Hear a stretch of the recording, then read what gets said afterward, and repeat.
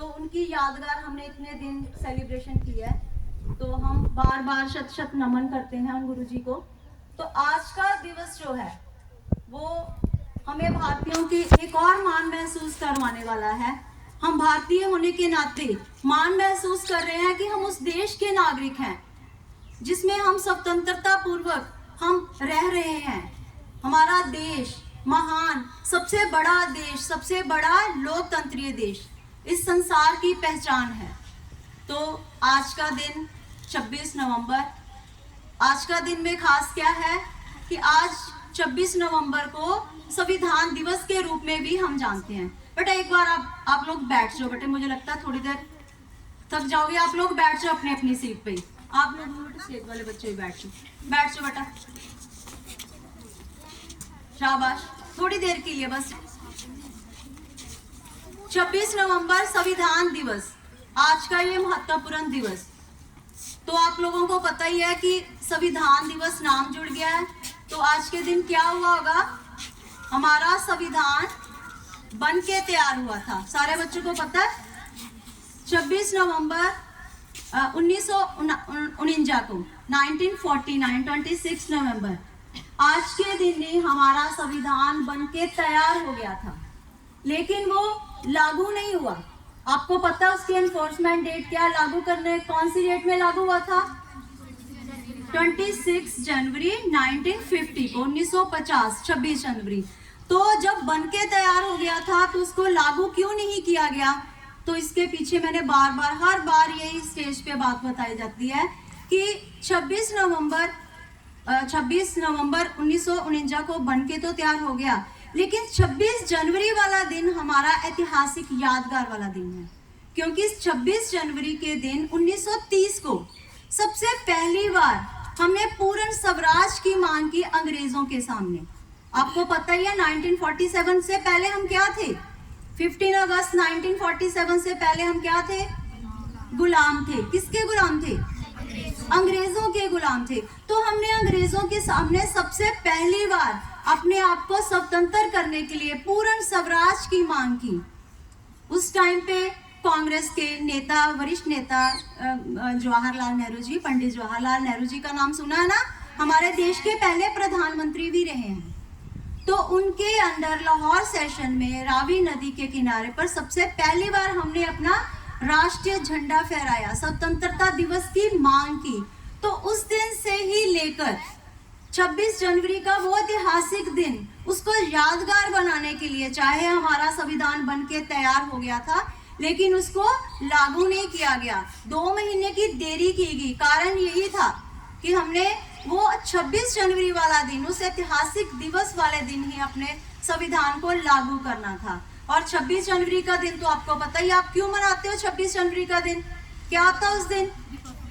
Republic day है, गणतंत्र दिवस है। तो उस दिन हमने अपने गणराज्य के रूप में भारत को माना।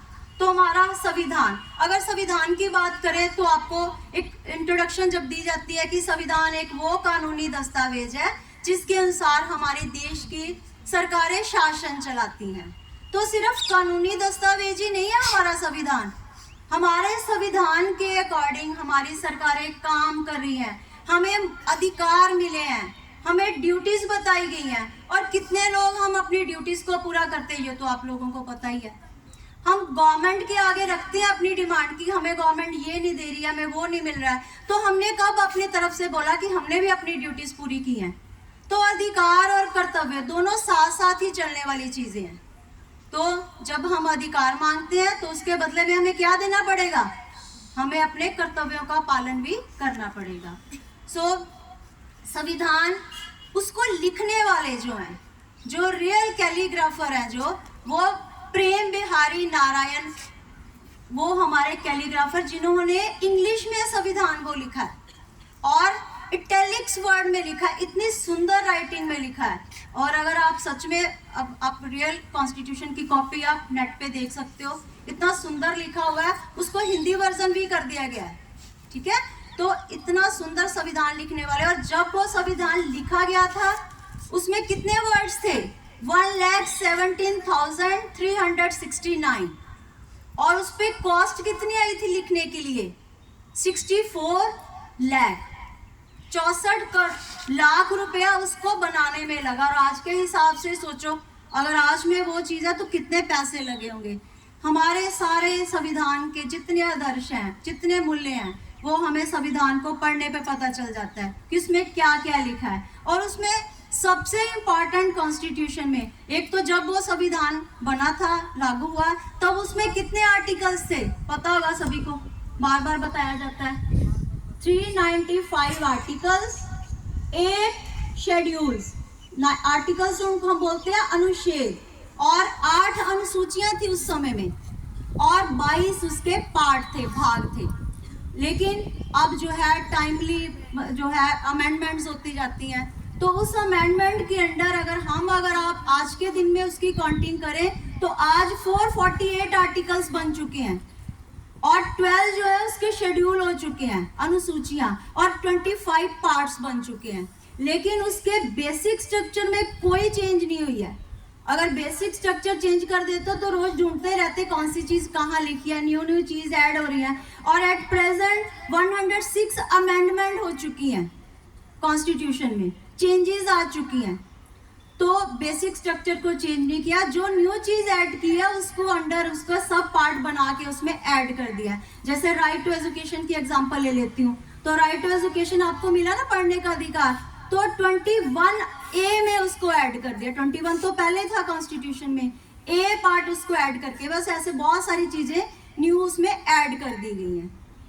ओके, तो हमारा कॉन्स्टिट्यूशन स्टार्ट होता है, हमने जो रिटन कॉन्स्टिट्यूशन का कंसेप्ट लिया है वो हमने कौन से कंट्री से लिया है, कौन सा डेमोक्रेटिक, ओल्डेस्ट डेमोक्रेटिक कंट्री कौन सा कंट्री है, USA, United states of America.